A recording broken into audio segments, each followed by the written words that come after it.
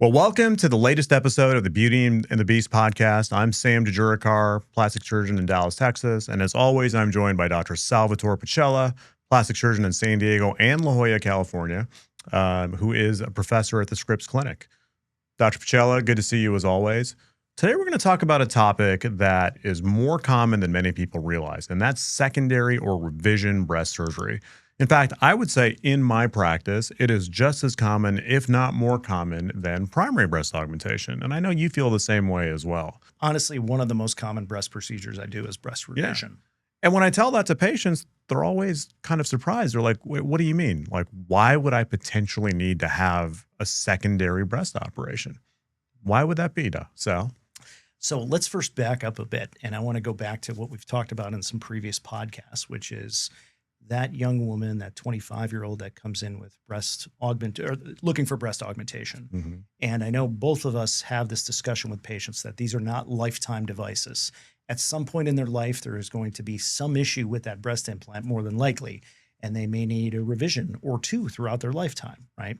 And a common response I get from patients is, well, when I'm 60, 70 years old, I'm probably not going to care. I'm just going to take it out. And I think we can all say that they will care, right? And so having a breast revision, I see it as a normal evolution in breast surgery after 20, 30 years, right? Yeah. So, yeah, that's exactly right. And so some of the things that we'll commonly see with patients that have implants, capsular contracture, which is a term that plastic surgeons throw on all the time. But for patients who don't know what it is, it's a distorted appearance to the breast where the breast gets hard, and sometimes even painful, and the breast looks misshapen. Rupture, a lot of times it's silent, but it'll be diagnosed on some routine imaging.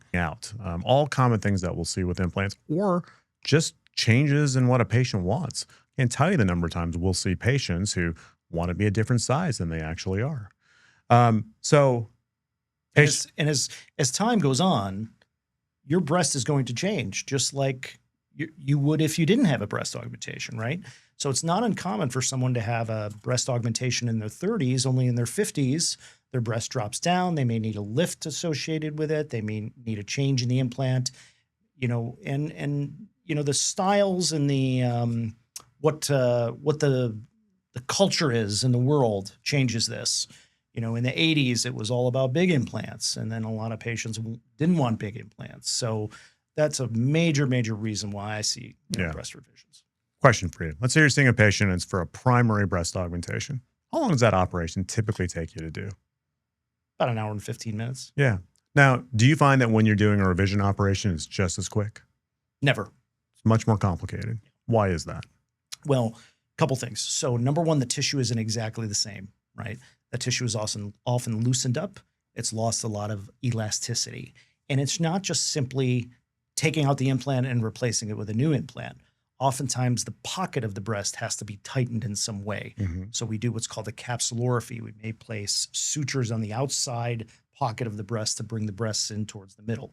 We may have issues related to the fold of the breast that may be bottomed out over time, and we have to sew in some tissue support, some mesh or a biologic material.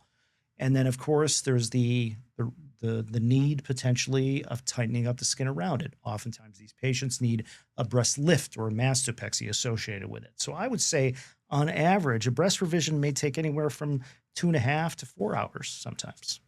Yeah, it's a much more complicated operation because with a primary breast augmentation, you make a small incision, you put in an implant, you're done with the operation. This operation, multifactorial. You have first the foundation. So let's talk a little bit about what you were talking about with the capsulorrhaphy or a pocket revision. If a patient is presenting to us and they have capsular contracture, and so they have hard scar tissue that surrounds the implant that we have to take out, or if they are presenting with malposition or bottoming out and the implant is dropped, we know that either because of what we're doing in the operating room or we're taking out the capsule, or because of what they're presenting with where the implant has actually dropped and they bottomed out, that we have to do extensive work. Many times we are tightening the pocket, and I am multiple times a week, as I know you are as well, using an internal bra to actually support that. What's an internal bra? how does it factor sort of into your, into your post-surgical, into your secondary breast revisions? How do you use it for cases where you're working on the capsule? Right. So great question. I think the tissue in and of itself inside the breast, after the breast implant has been in there for 10, 15, 20 years, is not reliable for tissue support. Mm-hmm. I can't stress that enough. So in revision cases, it oftentimes means you need extra support. Okay. Think about the foundation of a building. If the foundation is built on sand, that building is going to collapse. So we need to mix in some cement, if you will.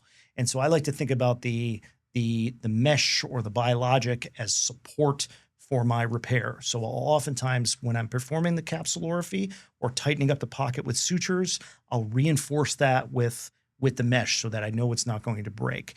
And that's the key, I think, to a longevity of a secondary breast revision.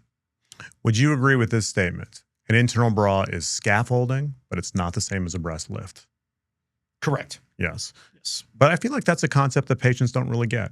Many times they come in and say, I want an internal bra. I don't need a breast lift, right? So then who needs a breast lift? When do you tell a patient, no, you need a breast lift on top of all of this other work that we're talking about? So great question. So I think the first thing we want to understand is the patient's physical exam, right? Mm-hmm. And so one of the things I know you do and I do as well is we take measurements, right? And so the measurements of the breast from the sternal notch, which is right here, to each nipple, and then across each nipple, that should be an equilateral triangle in general, as a good rule of thumb. And so I think if patients have nipples that are droopy or the breast parenchyma, the breast tissue is dropping, many times there's this appearance of a breast we call a waterfall deformity, right? Mm-hmm. So the breast implant is sitting up high in its natural position, and the breast parenchyma, the breast tissue, looks like it's falling off. And that's somebody who's lost a lot of tissue support. And if we just simply replace the implant, it's not going to look good. Yeah, exactly.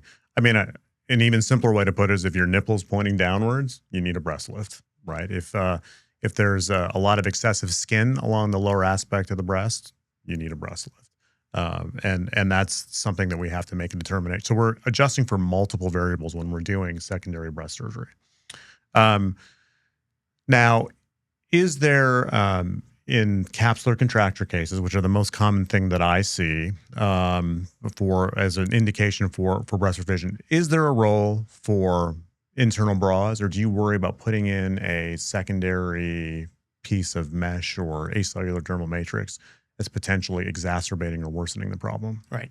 So that's a great question. And I think what we have to do is we throughout our podcast series, we've talked very little about the scientific literature and what's out there. Okay. Mm-hmm.